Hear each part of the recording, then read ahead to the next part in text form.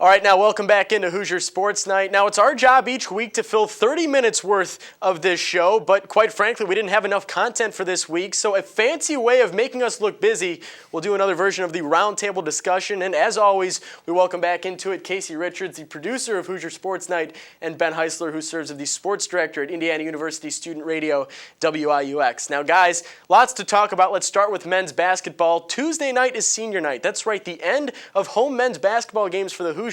And just one senior says goodbye in Kyle Tabor, the fifth-year senior out of Evansville, saying farewell. And Casey, I'll start with you. Interesting to note when it comes to Tabor, in his 5 years at Indiana, he played for 4 different coaches, and you probably couldn't have asked for much more out of him. Yeah, I think it's just a great story the way he's been playing lately. Career highs against Northwestern and Purdue with 10 and 12 points respectively. And as you said, he's been through so much, not only the coaching changes, but also the knee surgeries. He's had his knee scoped multiple times. And you could see him running up the court, He's not at 100% out there. But just the way he keeps fighting and the way he's getting his points, it's just a great story. Yeah, Casey, you talk about how Kyle Tabor is such a fighter. Coach Creams loves this guy. Just his toughness. He says he's not necessarily the best verbal leader, but just the way he goes about playing. He leads by example. He's the guy that's going to take that charge inside. He's going to get your 5 rebounds. I believe he's averaging around 5.5 rebounds a game.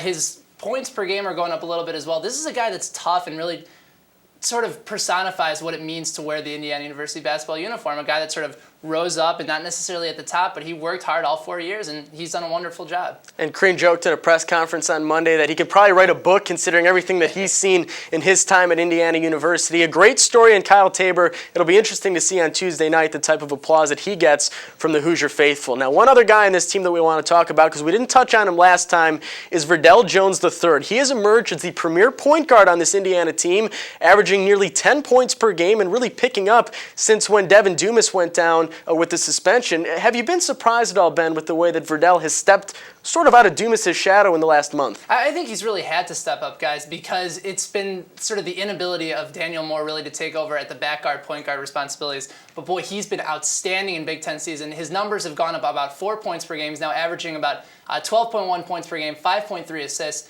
His numbers and his toughness have really been a tribute to his success. And also one quick thing, he's been going to the basket a lot more, and also he's learned to use the pull-up jump to his advantage, so the big guys in the middle that the Big Ten is used to, they're not just going up and swatting it out of there anymore.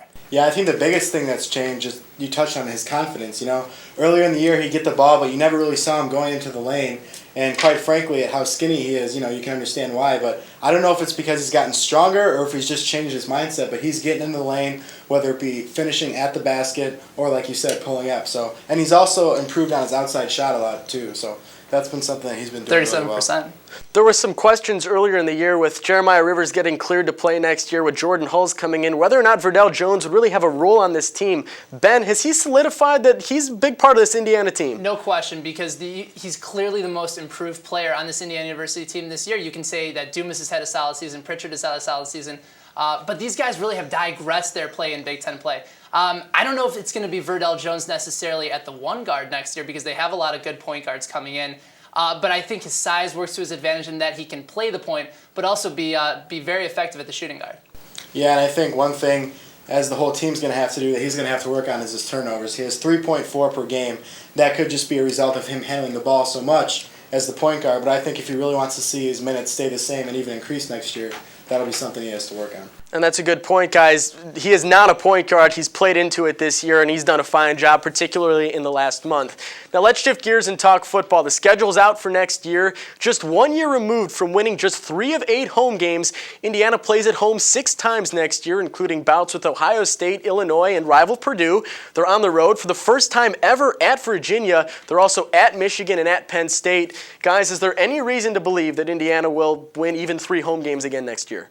Well, I think if you look at the schedule and you go by the way they played last year, you're going to see they're not going to win very many games. But it's going to be interesting to see, if they can go back to the form they had 2 seasons ago, then I could see them pulling out a couple games. One thing that I find really interesting about the schedule is, I don't know if this was completely Fred Glass's initiative, but I'm not sure if the Thursday night game, first game against Eastern Kentucky, is going to improve attendance. But I just like the fact that he's trying something different, because obviously something needs to be done to get people into Memorial Stadium. So time will see to be able to to see if that works, but I just like the fact that he's trying something at least. Yeah, it's certainly a big year, guys, for Coach Lynch and the Indiana Hoosiers. In particular, you got the new stadium, and something that Coach Lynch addressed to the media later on after the season was done is they need to really bring in fans to the Rock. They've lost their fan base to a certain extent because of the struggles from last year.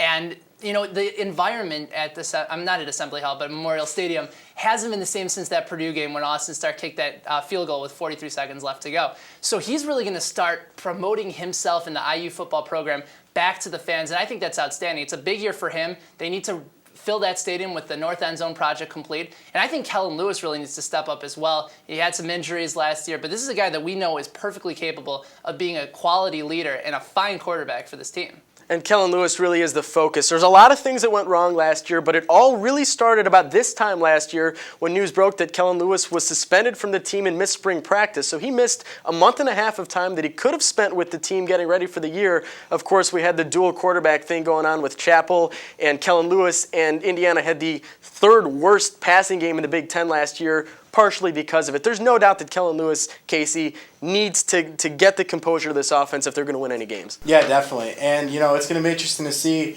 One of the big things that Coach Lynch has announced recently is that Ray Fisher, the leading receiver from last season, is going to move to cornerback, which, I mean, obviously help in the defensive secondary is needed.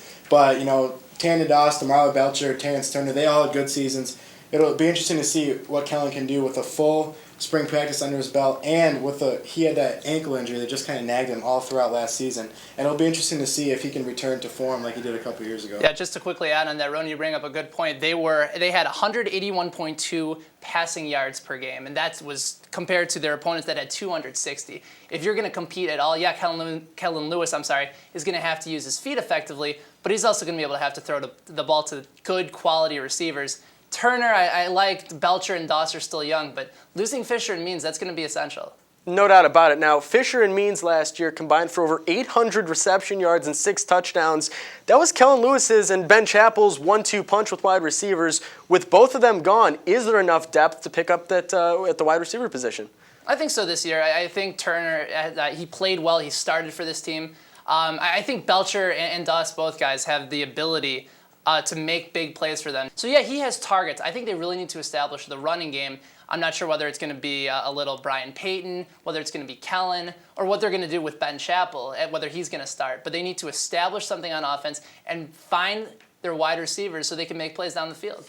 And, you know, obviously this is going to be a hurt to the receiving corps. However, when you look at the team last year, you look at how they lost some of these games, getting blown out by 40, 30 points. It was because teams were getting 260.5 yards per game through the air. So maybe this will hurt the secondary a little bit, but if you look at the overall strengths and weaknesses of the team, the secondary is clearly something where they needed to improve on. And Coach Lynch said that Fisher was a great cornerback in high school. You know, they use him as wide receiver here, so it'll be interesting to see if he can help out a little bit. Atkins struggled a little bit towards the end of the season, but I thought for the most part he played well, having been forced into that freshman year to start at corner. Well, certainly football is going to be the focal point for the next couple weeks here on Hoosier Sports Night as we dive further and further into that spring football schedule. Of course, as practices get underway, we will be out there with a lot from Indiana football. Now, before we go, I want to talk Indiana baseball only because they're supposed to be very good this year, just 3-2 on the year right now. Baseball America, though, projected Indiana to win the Big Ten Conference, have the Big Ten Player of the Year in Josh Fagley, and the Pitcher of the Year in the conference as well. Could Indiana be going back to the glory days of Kevin Ory and Mickey Morandini? Well, I think it's a wonderful thing to think about, having Indiana and baseball now in the same sense. But take a look at some of these numbers from Josh Fagley. 438 batting average, 15 home runs, and 80 RBIs. He's already been named to the Golden Spikes preseason award watch list. So this is a guy that's got a ton of talent. Bayshore and Arnett are two real solid pitchers to go with a 1-2 punch. And I like Evan Crawford now getting a chance to play a little bit of center field, leadoff. He has explosive speed. Really, Andrew Means was sort of the speed guy for them in the outfield and also on the base paths. But I really like for these three guys, in particular Fagley, to have an outstanding year for Tracy Smith and the Hoosiers. What surprised me so far is the contributions of some of the freshmen.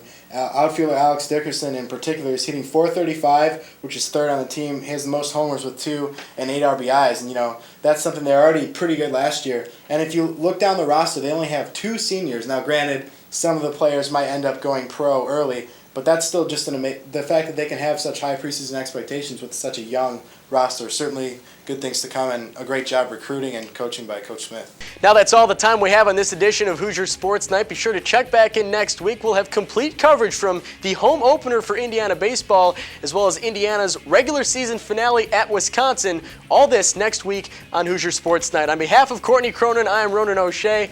Have a great night.